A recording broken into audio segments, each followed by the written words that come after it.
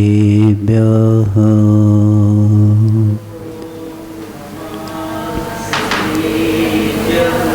ॐ नमः सिद्धिभ्यः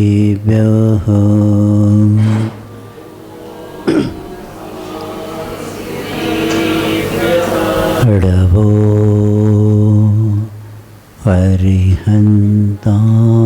अरिहन्ताणम्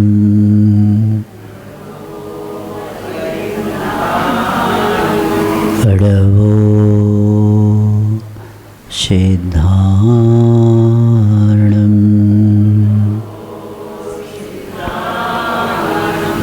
षडवो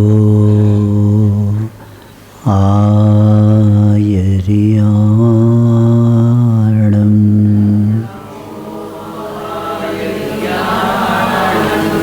षडवो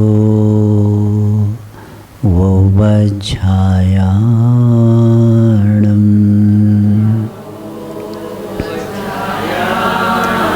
षडमो लोय सवसाहुणम्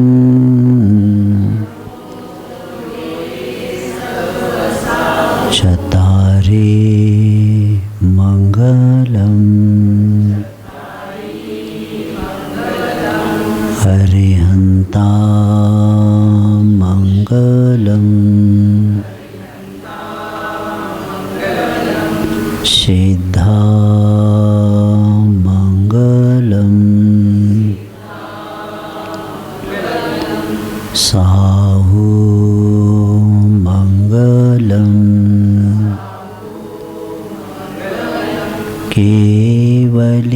केवलीपन्नतो धम्मो मङ्गलम्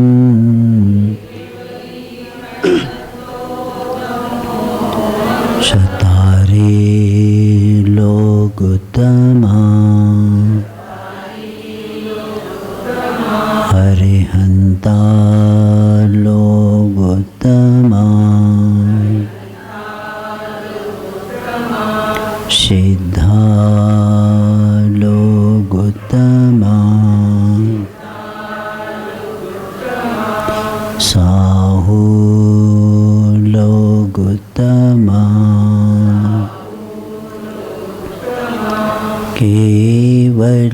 केवलीपन्नतो धम्मो लोकोत्तमो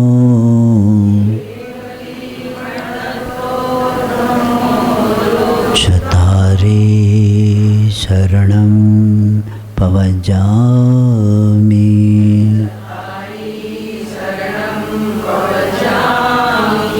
अर्हन्ते शरणं पवजामि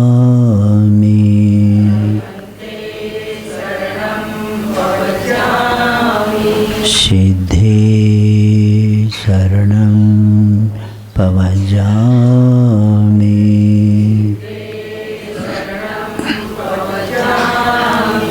साहु शरणं पवजामि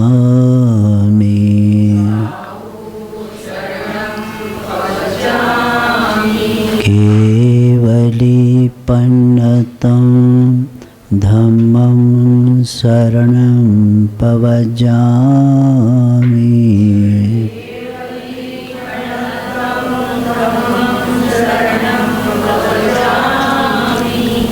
तीन भुवन में सार वीतरागवे ज्ञानदा शिव स्वरूप शिवकार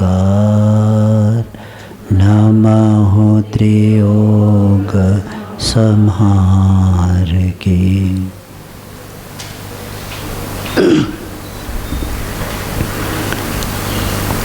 अनादिकालीन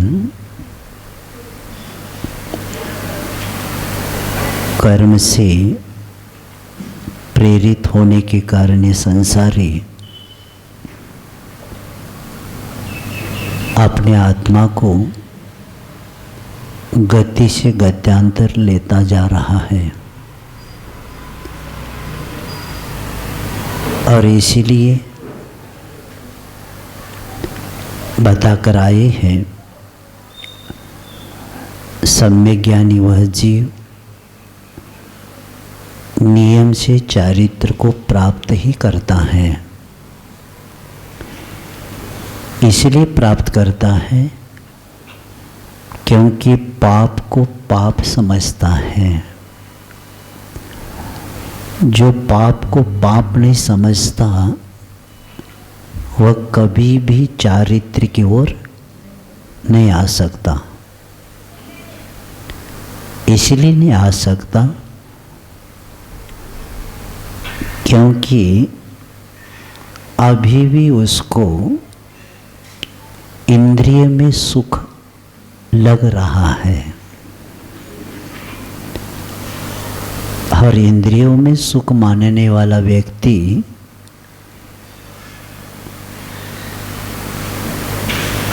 उस की पूर्ति के लिए, उसकी पूर्ति के लिए क्षण भंगुर सुख को सुख मानता है।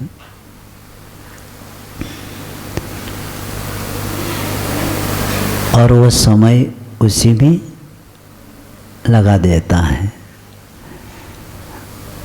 और उसी के कारण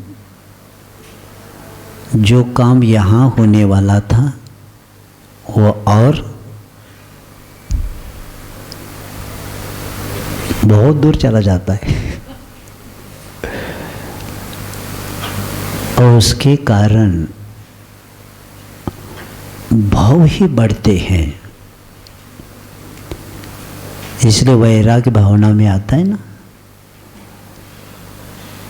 भोग भव रोग बढ़ावे। और जो ज्ञानी होता है ना, तेरस बेरस लागे। ज्ञानी को जो पहला रस आ रहा था वो क्या होता है? बेरस लागे।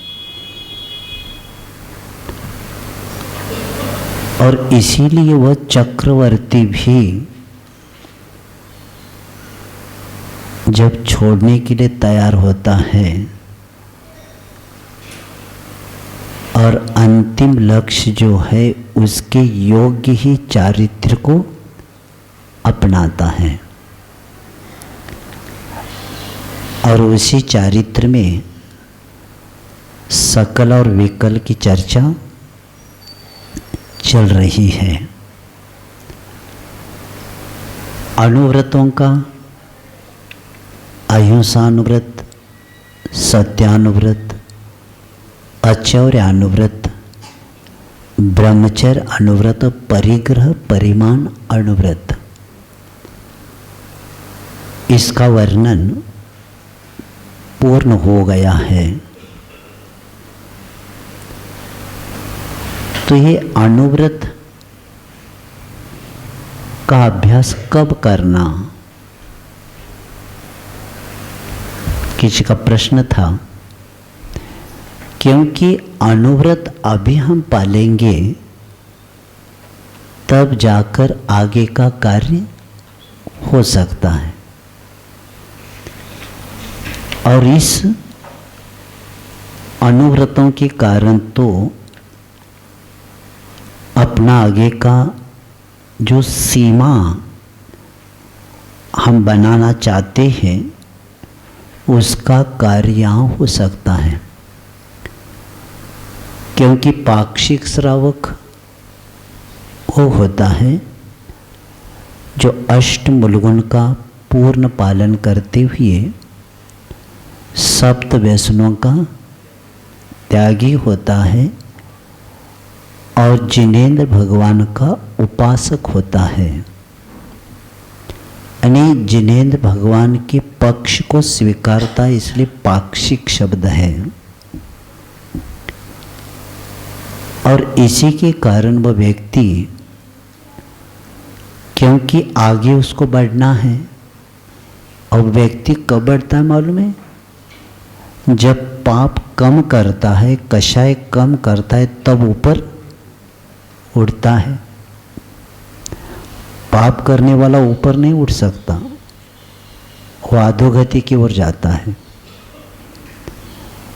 जैसे कषाय कम होने लग जाए तो पाप भी कम होगा, और जिसके पास कषाय रहती है वह कभी भी पाप से बच नहीं सकता। तो इसलिए शम दम 2 शब्द आए थे। शमा ने कषायों का उपशम करना, अदमा ने इंद्रियों को निग्रह करना। इसी के कारण तो काम होगा अपना। इसलिए अणुव्रतों के बाद गुणव्रत का भी चर्चा पूर्ण हो गई थी, क्योंकि गुणव्रत में देशव्रत और अनर्थ दंड का विषय भी कल हो गया था, और इसमें अपध्यान और पापोपदेश, ये अपध्यान इतना खतरनाक है कि बैठे बैठे हम पाप कमाते हैं, कुछ भी संबंध नहीं हमारा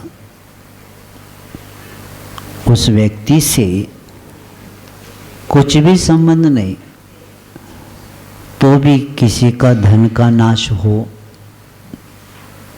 बैठे बैठे मन में लाया,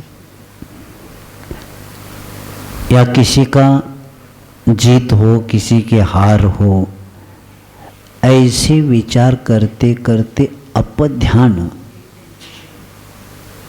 वह कर लेता है, और उसके कारण नए नए ऐसे कर्म बांध लेता है, क्योंकि उसके साथ जितनी कषाय रहेगी ना, उसके अनुसार स्थिति और अनुभव होता जाएगा। इसलिए कहा गया है अपने बारे में सोचना पड़ेगा। खून आचार्य कह रहे थे, कौन क्या कर रहे हैं, नहीं हम क्या कर रहे हैं, इसका अध्ययन होना चाहिए। तो अपध्यान करते हुए और बैठे बैठे पाप का उपदेश दिया। जैसे खेत में इतना बड़ा जीव बन गया है, भर गए, तो ये उपयोग करो, तो ये क्या हो गया, संकल्प हिंसा का उपदेश हो गया। इसीलिए कहा गया है हर प्रश्न का उत्तर नहीं देना चाहिए। प्रश्न क्या है और प्रश्न के उत्तर में क्या हानि हो सकती है, इसका विचार करके ही बोला जाता है। इसीलिए उपदेश पाप का नहीं होना चाहिए, और इसी के कारण हम तो पाप किए नहीं, लेकिन पाप का उपदेश दे के पाप को कमाया। आज शब्द का अर्थ पुराना धान्य होता है। यज्ञ में आज का होम करो, और वहाँ वो गुरु की जो पत्नी थी उसकी, वो कहती है आप इसका उत्तर ऐसा देना। कौन राजा? वसु राजा,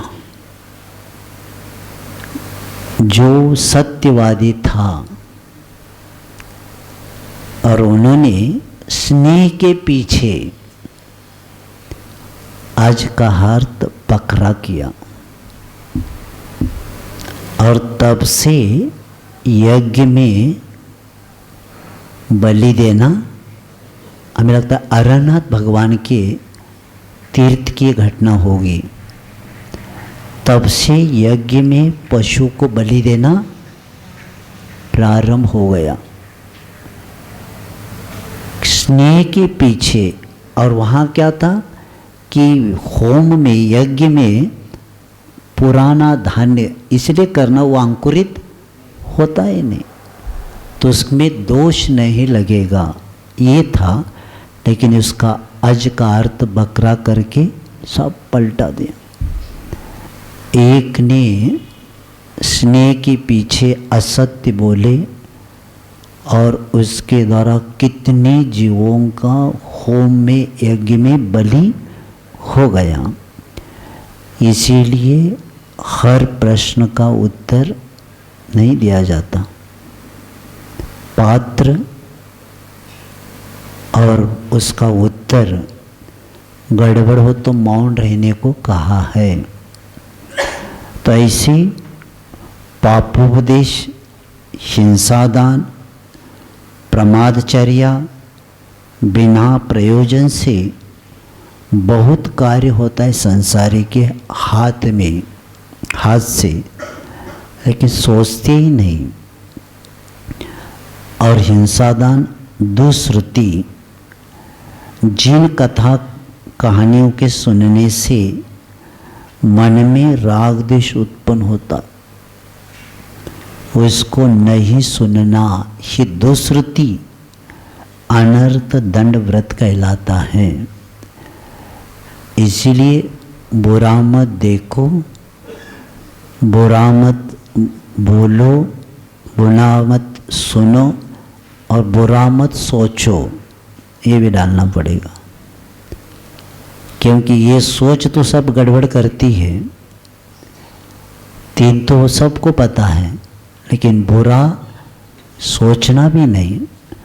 तो यहाँ तक इस 5 प्रकार के अनर्थ दंड को छोड़कर अन्य जो भी पाप के कारण है, ऐसे पाप के कारण अनर्थ दंड है, उसको भी नहीं करना चाहिए। अब आता है शिक्षा व्रत। शिक्षाए व्रत शिक्षा व्रतम। जो व्रत मुनि धर्म पालने की शिक्षा देता है उसको क्या बोलते? शिक्षा व्रत कहते हैं। क्योंकि इसका पालन करने से हमें वह शिक्षा मिलती है कि हमें मुनि आर्य का कैसे बनना और बनने का अभ्यास, शिक्षा यहाँ इस शिक्षा व्रत के द्वारा प्राप्त होता है। अब उसी को यहाँ प्रारंभ कर देंगे। धर्म समता भाव सदा सामायिक करिए,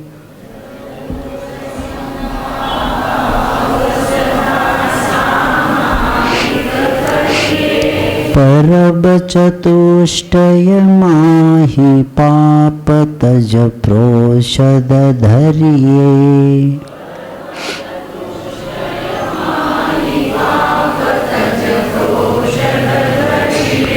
भोग और उपभोग नियम करि ममत निवारे,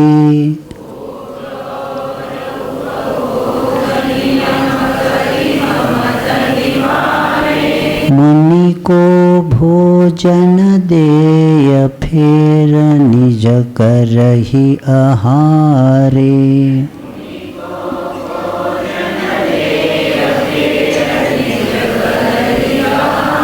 पढ़ेंगे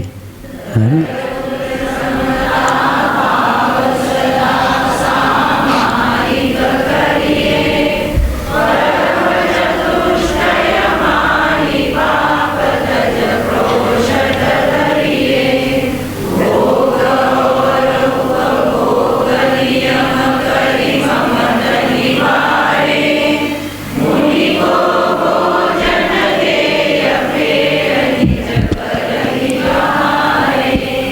शिक्षाव्रत 4 है और चारों को 4 लाइन में पूरा शिक्षाव्रत बताया। सामायिक, प्रोषोदोपवास, भोगो परिमाण और अतिथि संविभाग, ये 4 शिक्षाव्रत हैं। और इसमें पहला सबसे महत्वपूर्ण वह है सामायिक, धर्म और समता भाव। क्योंकि पुराने मन में, अंतःकरण में समता भाव यानी निर्विकल्पता या शैल के अभाव को समता भाव कहते हैं। इसको धारण करके प्रतिदिन सामायिक करना, ये सामायिक शिक्षाव्रत है। क्योंकि सामायिक करते समय अपने मन वचन कायिन योगों को बांधकर अपने वश में रखना, यही इसका क्या होता है, लक्ष्य होता है। क्योंकि सामायिक में अपने आप में अपने में जो स्वरूप को जो पहुँचते हैं, पुष्ट करते हैं, और इसके बिना आत्मगौरव नहीं बढ़ता। आत्मगौरव कब बढ़ेगा कि जब अपने आप को, अपने स्वरूप को हम पोषते यानी पुष्ट करते हैं, तब क्या होता है कि ये आत्म साधना में इसीलिए प्रतिदिन सामायिक करना आवश्यक यानी कर्तव्य ही समझना चाहिए। क्योंकि सामायिक शब्द एक ऐसा है कि समय ही सामायिक है, यानी सम यानी राग द्वेष रहित मध्यस्थ आत्मा, उसमें यानी उपयोग की प्रवृत्ति को क्या बोलते, सामायिक। और सामायिक यानी सम्यक आया अर्थात आत्मा के साथ एकीभूत होना ही सामायिक है। और इसके लिए सम शब्द हमें यानी सामायिक मूल शब्द समय अर्थ में एक साथ जानना, गमन करना, अर्थात आत्मा ही समय, यही सामायिक। और ऐसे व्यक्ति जब 5 इंद्रियों है, उसको क्या करता है कि उसको वश में करता है। क्योंकि संपूर्ण विषय वन को चरने वाले कौन है, 5 इंद्रियां हैं। यानी विषय रूपी चरकर, जैसे ऊंट है, जो भी है वो चरते रहते हो तो धीरे धीरे सब समाप्त करते हैं। तो ये 5 इंद्रियां अगर स्वच्छंद छोड़ेंगे तो क्या हो जाएगा, तो इसके द्वारा विषय वन को चर कर वे संसार में पटक देंगे हमें, और उसके कारण संसारी और अपना समय संसार में ही अनंत काल तक उसको देना पड़ेगा। और ऐसे सामायिक करने वाला व्यक्ति अपनी समता को प्राप्त करने के लिए एक दिन बताया था कि 5 इंद्रियां जो है उसके विषय 27 है, मन किसी विषय के अधीन नहीं जाना ही ध्यान है। मन अगर विषयों की ओर जाता है तो समता को प्राप्त नहीं कर सकते। और सामायिक ये एक सब समय के द्वारा हुआ करता है और ये उस वक्त व्यक्ति अपने परिणामों को शांत रख सकता है, अन्य समय में नहीं कर सकता। और सामायिक में अभ्यास अभी से होना चाहिए, क्योंकि कहीं जितने विद्वान हैं पढ़ने के लिए, प्रवचन के लिए, सामायिक में मन नहीं लगता। और सबसे ज़्यादा दुकान आचार्य से कहते सबसे बड़ा व्यापार अपना कब होता है? सामायिक में ही होता है। सबसे बड़ी कमाई, कई लोग कहते हमारा स्वाध्याय में निर्जरा होती है क्या, पूजा करना अच्छा नहीं लगता, स्वाध्याय में अच्छा लगता है। आचार्य कहते स्वाध्याय में भी कर्म की निर्जरा ज़्यादा नहीं होती। कब होती? प्रवृत्ति ने निवृत्ति में जब हम आते हैं तब क्या होता है? कर्मों की निर्जरा होती है। थ्योरेटिकल तो है, तो पढ़ना तो है, पढ़ कर क्या किया? पढ़कर पंडित बने, लेकिन आत्मा का ध्यान करने के लिए समय उनको कहाँ मिल गया? तो इसीलिए उस सामायिक में अभ्यास के रूप में पहला नमोकार मंत्र का जाप का अध्ययन होना चाहिए। आचार्य महाराज जी कई लोगों को कहते हैं प्रतिमा लेना है ना, अभी से एक जगह बैठने का अभ्यास करो। अब कब होगा? 5 माला का संकल्प लेके बैठो तो 48 मिनट उसमें हो जाएंगे। धीरे धीरे करना, श्वास में करें तो और अच्छा है।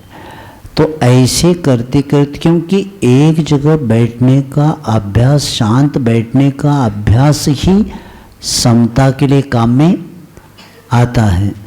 तो ऐसे करते हुए या उसमें 12 भावनाओं का क्या किया जाता है?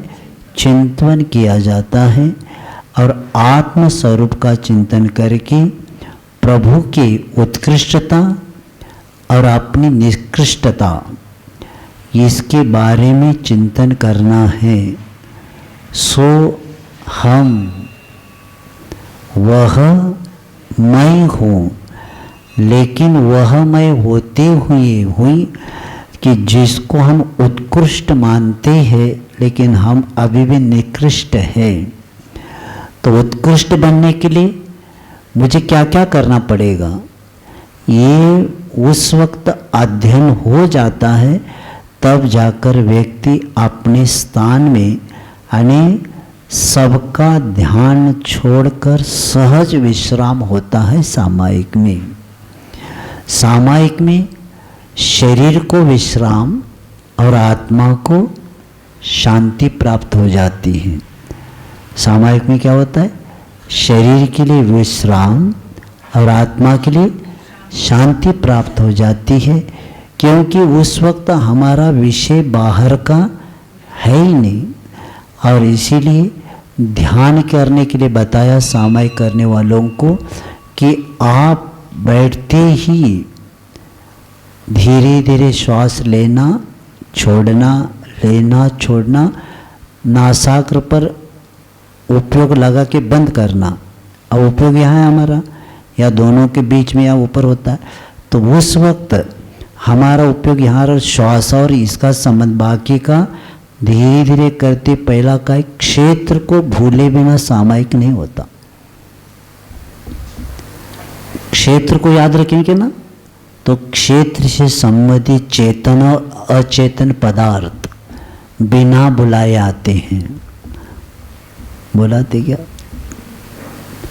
वो संस्कारी है, वो जड़ पदार्थ और चेतन पदार्थ इतना संस्कार है कि आंखें खोलने के बाद जितना नहीं हो उससे ज़्यादा आंखें बंद करने के बाद संसार और ज्यादा दिखने लग जाता है, क्योंकि संस्कार उसके ज़्यादा है।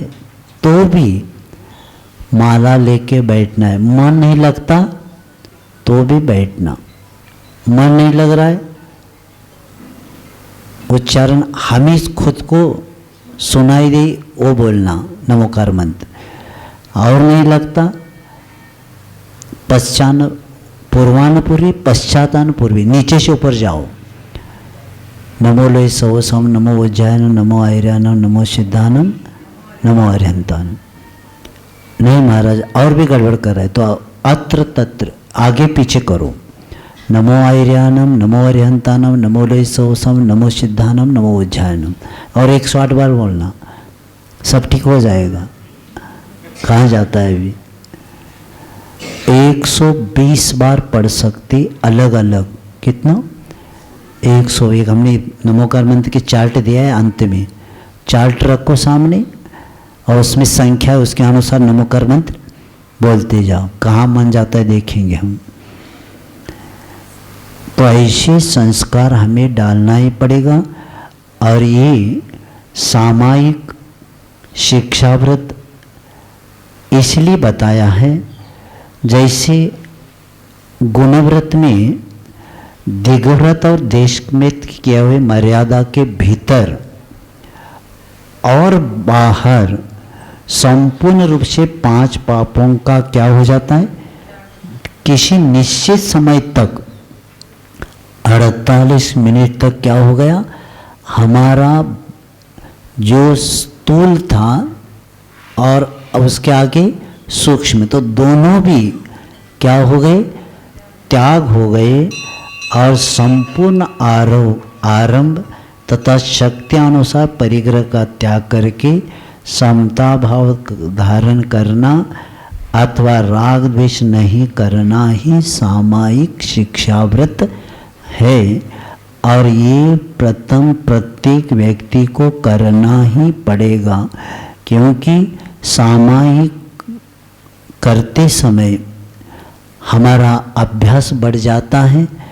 और सामायिक का भी कहाँ करना, जहाँ निर्मल बुद्धि के धारक श्रावकों को स्त्री है, पुरुष है, नपुंसक है आदि से रहित स्थान में, जहाँ चित्त को चंचल करने वाले वस्तु प्रतिकूलता न हो, ऐसे स्थान पर प्रसन्न चित्त होकर क्या करना चाहिए, सामायिक करना चाहिए। और ये अभ्यास आप ऐसे नहीं करना, हमारे प्रतिमा ने नहीं, अभी से आपको करना ही पड़ेगा।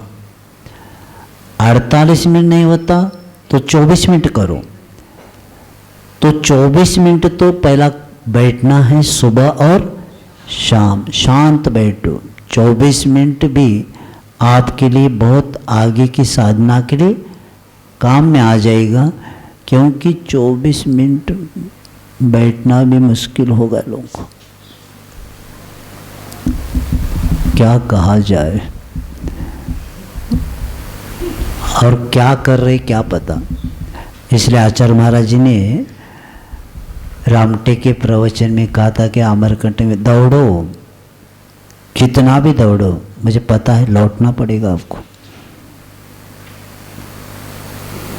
क्या कर रहे हैं और क्या होने वाला है करके, सब पाप के लिए कारण है, उसमें कुछ होने वाला है नहीं, पाप ही बढ़ने वाला है। इसलिए तो 48 मिनट तो शांति से सब का त्याग करके बैठ तो जाओ। तो इतने में कर्मों की निर्जरा कितनी होगी, लेकिन कौन मानता है। टाइम पास इतना पास हो गया कि बाईपास होने लगा सब। सही बात है। अच्छा, कहीं कभी सही में बोलता हूं मैं भी। क्या करेंगे, सामायिक करना ही पड़ेगा। और सामायिक करेंगे तो हमारे लिए इतना अच्छा परिणाम बन जाएंगे, समता धारण का अभ्यास हो जाएगा और उसी के द्वारा आगे का हमारा पुण्य भी बढ़ता जाएगा, तब जाकर ये काम होता है। और नहीं करेंगे तो सामने दुर्गति तो खड़ी ही है। वेलकम, वो तो खड़ी है, वो भी, वो सबके लिए, क्या कर सकते। इसीलिए वे ध्यान करने वाला व्यक्ति,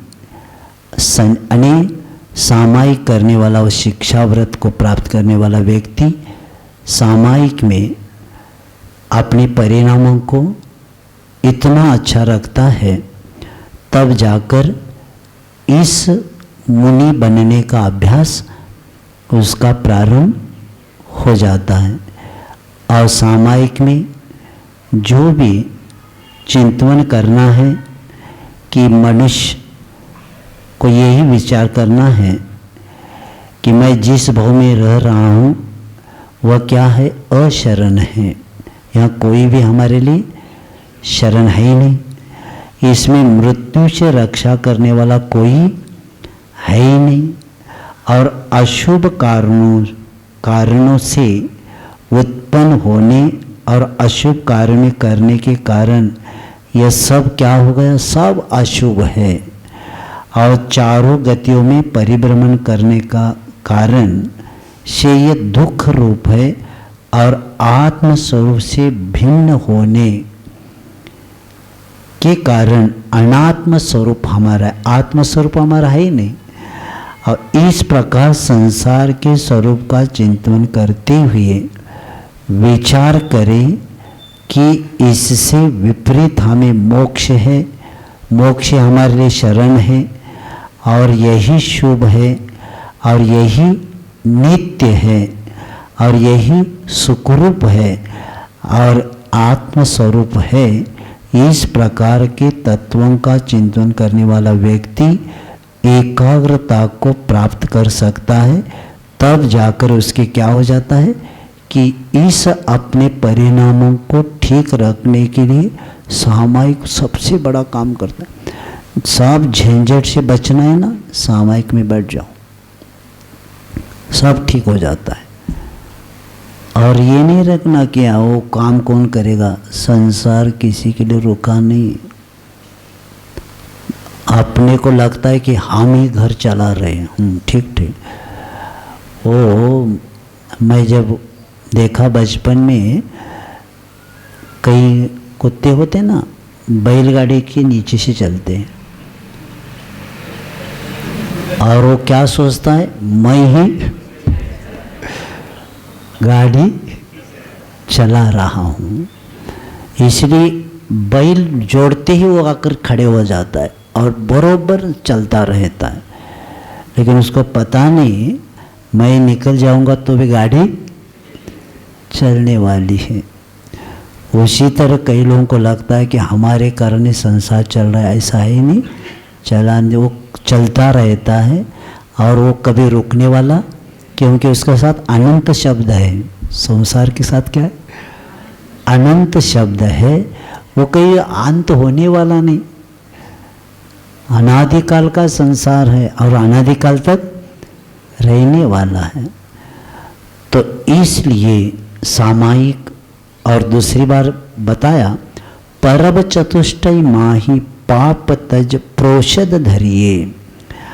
और पर्वों के दिन, पर्व हमारे लिए महत्वपूर्ण है। और ऐसे पर्व किसके कहते, जो आत्मा को जोड़ते हैं। पर्व क्या होता है, जो हमें आत्मा से जोड़ता है उसको क्या बोलते, पर्व बोलते हैं। और वह पर्व 4 है कि एक माह में 2 अष्टमी और 2 चतुर्दशी होते हैं। तो लोग कहते हैं इसी दिन क्यों करना, क्योंकि ये अष्टमी अष्ट कर्म को नष्ट करने के लिए उस दिन की साधना काम करती है। और चतुर्दशी 14 गुण स्थान से मुक्त होने के लिए चतुर्दशी पर्व काम करता है। और इसमें पाप तज, किसको छोड़कर? पाप के कामों को छोड़कर प्रोषोद उपवास करना ही शिक्षाव्रत है। बहुत अच्छा है, क्योंकि उपवास धर्म भी है, कर्म की निर्जरा भी है, इंद्रियों का दमन भी है और परिणामों की सुरक्षा भी है, और आरोग्य स्वस्थ करने के लिए भी काम में आता है। क्योंकि उपवास शब्द हमें बताता है उपसमिते आत्मानं परम ब्रह्मण शुद्ध बुद्ध एक स्वरूपस्य वसति उपवासः। उपवास की व्याख्या क्या है? उपनि समीप, किसके समीप? आत्मा के समीप। तो आत्मा के समीप जाने के क्या होता है? परम ब्रह्मण शुद्ध बुद्ध एक स्वरूप को व्यक्ति आत्मा से स्पर्श होते ही वो क्या बनता है? शुद्ध बुद्ध एक स्वरूप वाला बनता है। इसी को उपवास कहा गया है। क्योंकि आत्मा के समीप बसने के लिए क्या करना पड़ेगा? 5 इंद्रियों का पहला दमन करना पड़ेगा। आत्मा के पास जाना है तो क्या करना पड़ेगा? 5 इंद्रियों का दमन करना आवश्यक है। तथा इंद्रिय दमन के लिए 4 प्रकार के आहार त्याग करना जरूरी है। इंद्रिय का दमन कब होगा? जब व्यक्ति 4 प्रकार के आहार का त्याग करेगा। तो उससे क्या होता है? क्योंकि भोजन लोलुपी व्यक्ति कभी भी इंद्रियों को वश में नहीं ला सकता।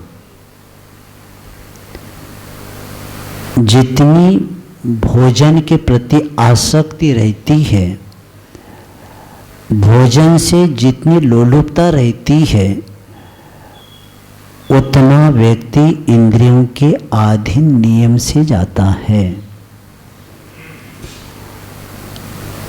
बल्कि स्वयं ही वो इंद्रियों का दास बनता है। और जो इंद्रियों का जो दास बनता है ना, उसके शुद्ध बुद्ध आत्मा से वह कोसों दूर चला जाता है। इसीलिए उपवास, प्रोषोद उपवास यानी अष्टमी चतुर्दशी को कषाय और व्यापार आदि आरंभ के कार्यों को छोड़कर धर्म ध्यान पूर्वक प्रोषोद से उपवास करने को प्रोषोद उपवास कहते हैं। चारों आहारों का त्याग, खाद्य, स्वाद, लेह और पेय। क्योंकि दाल, चावल, रोटी आदि ये खाद्य है, और जो मात्र स्वाद के लिए होता है उसको स्वाद कहते। पेय, दूध, पानी आदि जो जूस आदि है, और ले यानी चाटने योग्य पदार्थ। ये चारों का जब त्याग हो जाता है तब उसको क्या कहते हैं? उपवास कहते हैं। एकासन के साथ भी उपवास नहीं होता। और इस उपवास से कई लोगों की मान्यता है कि उपवास करने से प्राण शक्ति क्षीण होती है। तो उनको जानना है कि उपवास शरीर विज्ञान के अनुसार प्रत्येक रोग शरीर में जो होते हैं ना, विजातीय द्रव्य और वृक्ष की जो विष की वृद्धि का कारण होता है, इसीलिए व्यक्ति बीमार पड़ता है। बीमारी अंदर नहीं,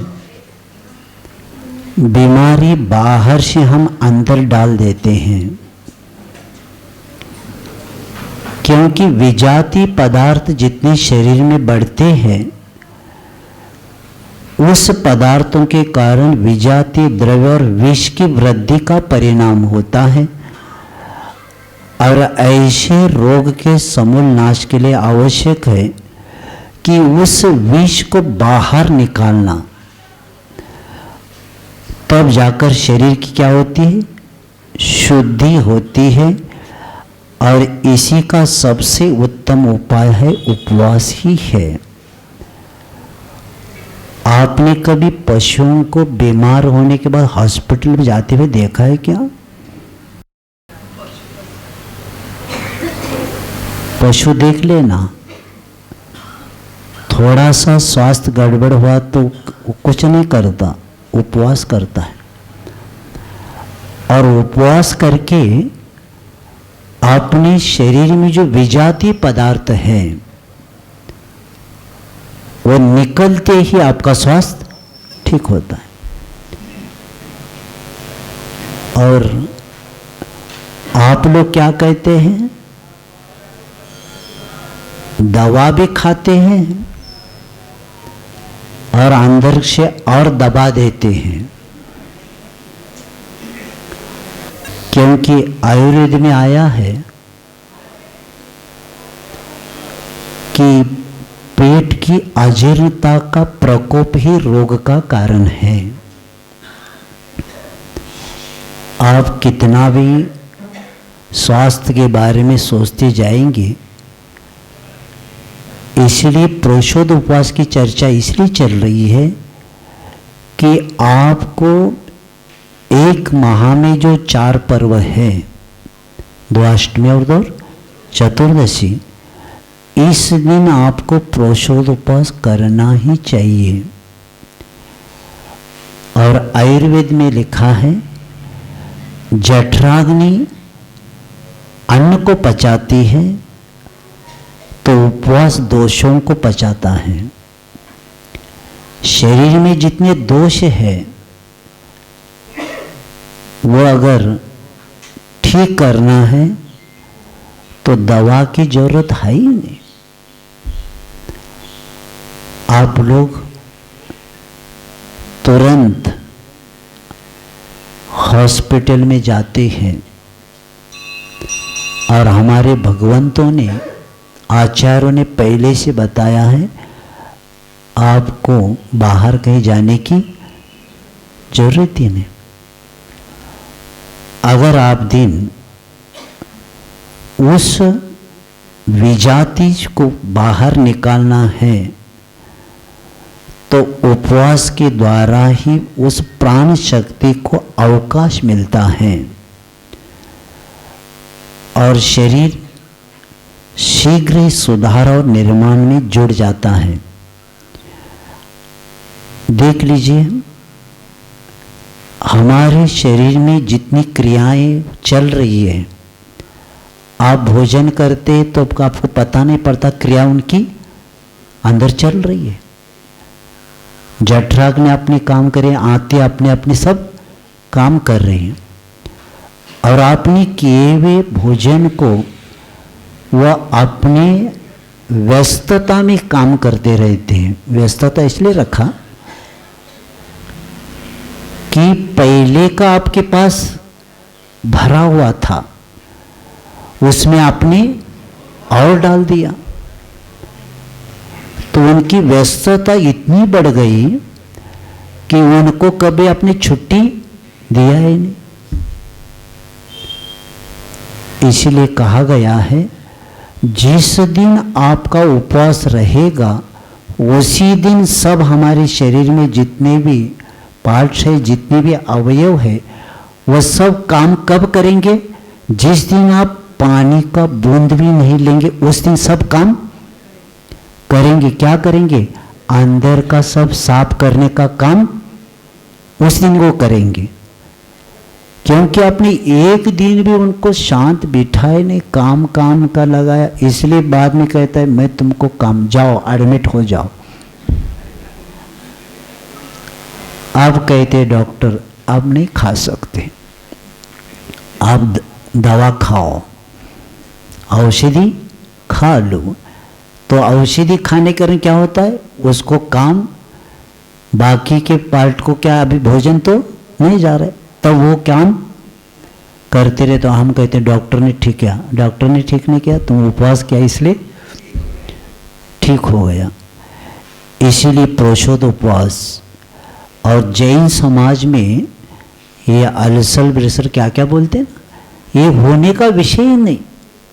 जैन कुल में अल्सर हो रहा है। मैं बताता हूँ, पुणे में मैंने चातुर्मास किया था, तो एक इंजीनियर गया था डॉक्टर के पास, तो चेक करने के बाद कहा अल्सर हुआ, ऐसे कुछ बताया। तो उन्होंने कहा आप कौन से समाज के? जैन। अरे तो आपको तो होना नहीं चाहिए, क्योंकि आपका खान पान बहुत विवेक रहता है, आप लोग रात को भोजन नहीं करते, तो आपको ये बीमारी क्यों हो गई? उन्होंने कहा मैं रात को खाता हूं। सबसे ज्यादा बीमारी का कारण है रात को भोजन करना। आप कहेंगे मुझे समय नहीं मिलता, ठीक है, जैन धर्म किसका? नहीं, हमारा नहीं, जो पाले उसका। वो कहते हमारा, हाँ का है तुम्हारा? इसलिए बताया था ना, 6 छोड़े 11 भूले, तीनों का ना आता नाम, सुबह उठे कमर कसे, जैनी मेरा नाम। क्या किया तुमने? क्या जानते आप? जैन शब्द का अर्थ पता नहीं, और जैन कहता है खुद को।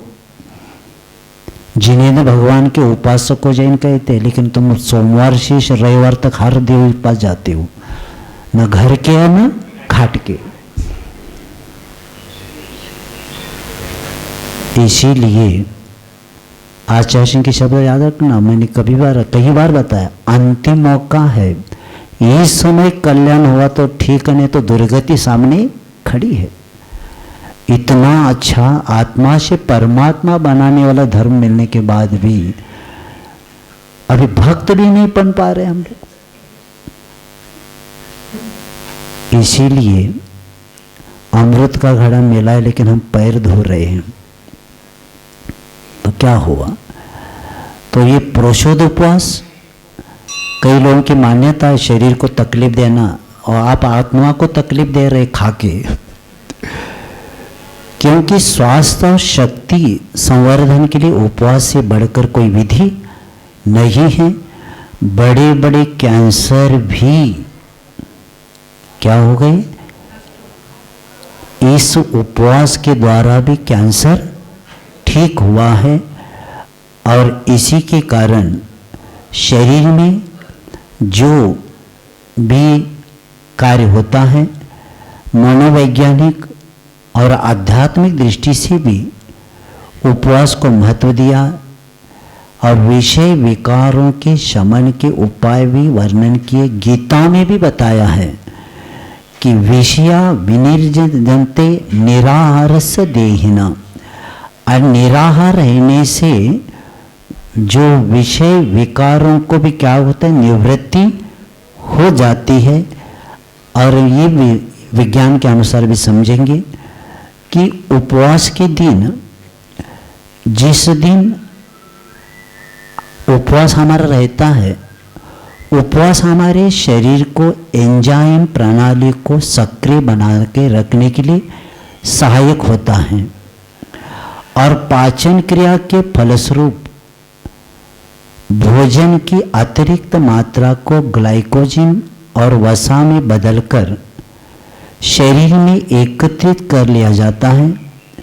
जब शरीर को भोजन नहीं मिलता तब जिगर में संग्रहित ग्लाइकोजन को वसा को ग्लूकोज में बदलकर शरीर की ऊर्जा आपूर्ति को बनाए रखा जाता है और ग्लाइकोजन व वसा को ग्लूकोज में बदलने की क्रिया एक विशिष्ट एंजाइम तंत्र द्वारा संपन्न होती है।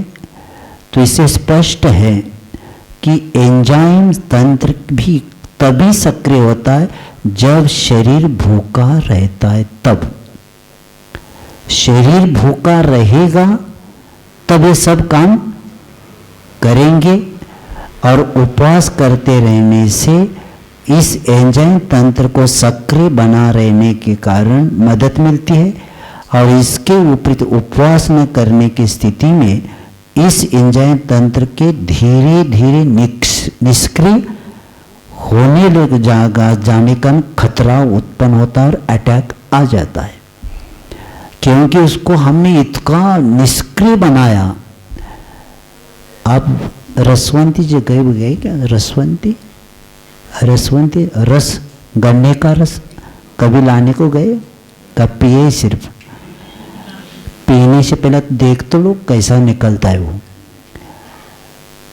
एक छोटा पहला गन्ना डालता है, 2-3 डालता है, बाद धीरे धीरे उसको एकदम डालेंगे ना मशीन, क्या होता है? अब वो जड़ ये ब्लॉक हो रहा है, तुम्हारा मशीन क्या हो गया? सब ब्लॉकेज, बाईपास करते जाओ। किसने किया ये? इसीलिए हमारे पूर्वज स्वास्थ्य के लिए भोजन करते थे और हम स्वाद के लिए भोजन करते हैं। वो जीने के लिए खाते थे, हम खाने के लिए जी रहे हैं। बस अंतिम मरने तक खाते खाते महाराज निकल जाओ ऐसा आशीर्वाद दे दो। तो संलेखन नहीं कर रहा क्या? क्या हो गया? इसीलिए अभी से अभ्यास। और ये चातुर्मास भी क्यों होता है मालूम है?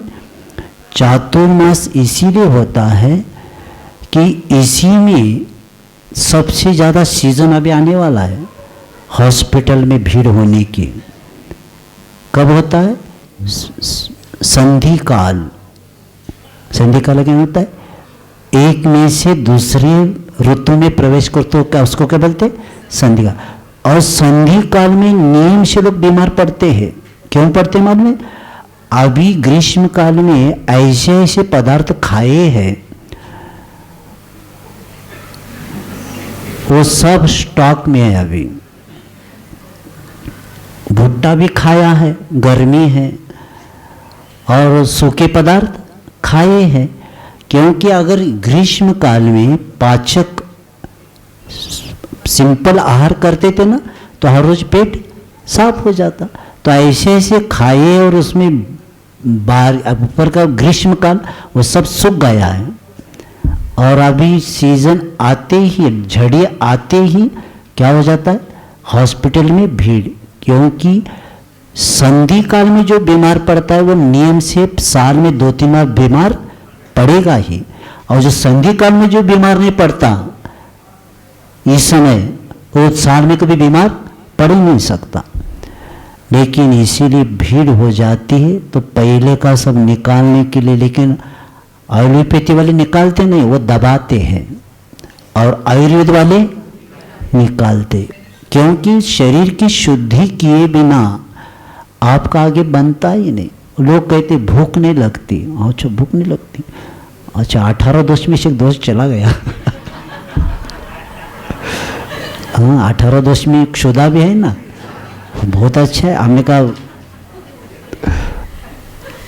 आगे बढ़ती हो जाएगी, बढ़ोतरी होती जाएगी। पहला ही क्यों क्षुत पिपासा जरातंक संबंध में महाराज जी ने कहा है, क्षुधा से प्रारंभ करवाया 18 दोष, तो पहला दोष ही चला गया तो बहुत अच्छा है। उसका कारण ये है, अंदर का निकाले बिना आपको भूख नहीं लग सकती। और उसके लिए ये प्रोषोद उपवास अष्टमी और चतुर्दशी ये दो पर्व ऐसे है कि उपवास के द्वारा, जैसे हमने बताया विषय हमारे पास बहुत है लेकिन समय अपने पास, क्योंकि पिछले समय उपवास के समय बताया नहीं था, इसलिए लोगों ने कहा था महाराज बोलते थे लेकिन बताते नहीं, तो बताया हमने सब। तो ये प्रोषोद उपवास करने वाला व्यक्ति अभ्यास कर सकता है। एकासन से शुरू करो और शाम को अगर आदत है बार बार खाने की तो एक बार भोजन करो और शाम को हल्का सा खिचड़ी ले लो, तो एक दो उपवास हो जाए।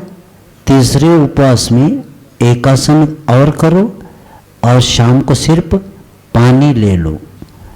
ऐसे करते करते आपका उपवास का अभ्यास हो गया तो समझ लेना स्वास्थ्य तो ठीक ही है। ये स्वास्थ्य हमारे लिए कर्म निर्जरा का भी काम हो जाएगा, क्योंकि शरीर माध्यम खलु धर्म साधनम, क्योंकि शरीर ये धर्म का साधन है। जब मूलाचार पढ़ा रहे थे तो आचार्य महाराज जी कह रहे थे हमारे शरीर से मोह नहीं, लेकिन काम करके लेते उसको देना पड़ता है। और कभी भी याद रखना, जो नौकर या मुनीम रहता है उसको जितना काम है उतना पेमेंट देंगे ना तो काम करेगा, और काम बिना करके लेते पेमेंट ज़्यादा देंगे तो क्या होगा? सो रहे क्या हो जाएगा? मुनीम ही मालिक बन जाएगा और शरीर मालिक बनेगा और आत्मा नौकर बनेगा, तो उसमें पिटाई है। तो ऐसे प्रोषोद उपवास महत्वपूर्ण है। और जैन धर्म में सबसे ज़्यादा बीमारियां, मैं अभी गुना में चातुर्मास करके आया, मैंने देखा कि एक परिवार नहीं बचा जिसके घर में एलोपैथी दवा पहुंची है। हर व्यक्ति के घर में एक दो तीन व्यक्ति तो गोली ले ही रहा है, और इसके कारण अष्टमुलगुण का पालन भी, पुरुषार्थ सिद्धि पाए में अमृतचंद महाराज कहते हैं जब अष्टमुलगुण का पालन नहीं करते तो जिनवानी क्या सुनेंगे, क्योंकि अष्टमुलगुण का पालन करने वाला ने अशुद्ध दवा के त्याग करने वाला ही जिनवानी सुनने का पात्र है। क्यों? क्योंकि दया है उसके पास। जिसके पास दया नहीं ना, उसको जिनवानी सुनवा कर भी क्या करेंगे, क्योंकि दया धर्मस्य जन्मभूमि, दया ही धर्म को जन्म देती है। तो इसीलिए हम हमारे स्वास्थ्य को ठीक रखना है, क्योंकि तन मिला है तो तप करने के लिए मिला है, तन मिला है उपयोग के मिला है, उपभोग के लिए नहीं मिला है। और इसीलिए प्रोषोद उपवास ये अष्टमी और चतुर्दशी को किया जाता है। उसमें भी उसको हम थोड़ा सा ये भी जानेंगे कि उपवास के दिन धर्म रूपी अमृत के रुचि के साथ सुनना है, दूसरों को भी सुनवाना है, और अप्रमादी होती हुई पंच परमेष्टि का क्या करना है कि भगवान का अनुष्ठान करना है, चारों प्रकार के आहार का त्याग करना है। चटाई कोशिश करेंगे आप लोग, उपवास के दिन हम चटाई पर ही सोएंगे। यह अभ्यास हर श्रावक श्राविका युवक युवतियों को करना ही चाहिए। बीमारी बढ़ने का कारण है डनलाप, गद्दी। थोड़ा पार्ट को थोड़ा भूमि से संबंध रखो ना, न कमर में दर्द होगा न सिर में दर्द होगा। आपने शरीर को कभी भूमि के साथ संबंध ही नहीं रखा आपने, क्योंकि प्राकृतिक चिकित्सा वाले कहाँ सुलाते? डंडा पर, चटे पर, पाटे पर सुलाते, तब पार्ट सब जहाँ तहाँ जाके बैठ जाते। और तुम्हारा डंडा इधर भी करता है उधर भी करता है, घुमाता रहता है, इसीलिए तो और बीमारी बढ़ जाती। मुनि महाराज का कमर दर्द होता है क्या कभी? क्यों नहीं होता? कुछ मंत्र बोलते, बस पाटे पर सोने का आनंद देख लो क्या होता है। तो इसीलिए उस दिन सावधानता से कार्य करना है। और पोषोद उपवास में मध्यम, जघन्य और उत्कृष्ट भी होता है।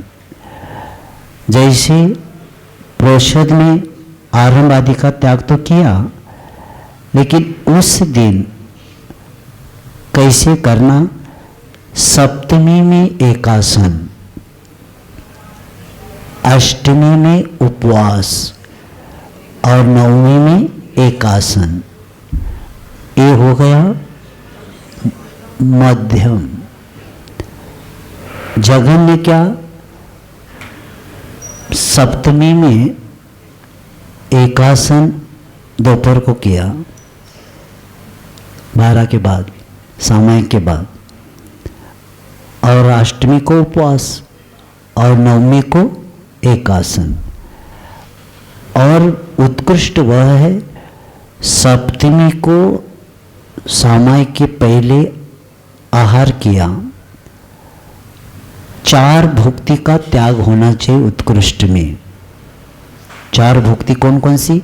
सप्तमी का दोपहर का 1 भुक्ति, अष्टमी के 2, 3 भुक्ति, और नवमी के दिन सामायिक के बाद भोजन करना। तो कितनी भुक्ति हो गई?